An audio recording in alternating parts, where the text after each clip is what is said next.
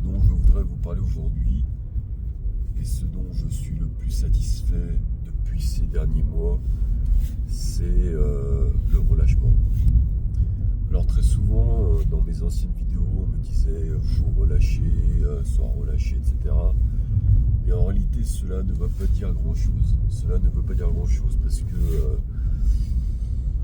pour moi, ce n'est pas un conseil efficace. J'ai commencé à jouer au relâché en réalité quand j'ai compris que le relâchement faisait partie du processus de la gestuelle technique.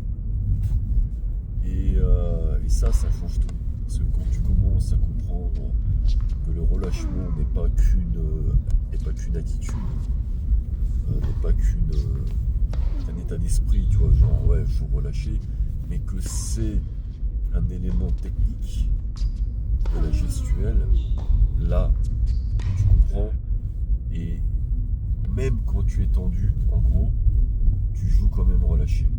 Tu joues quand même relâché parce que tu comprends que cela fait partie du geste technique. Et donc pendant plusieurs mois, j'ai modifié mon coup droit, mais j'ai modifié mon coup droit de A à Z, c'est-à-dire j'ai essayé toutes les formes à tel point qu'au bout de 2 mois, je ne savais plus faire un coup droit.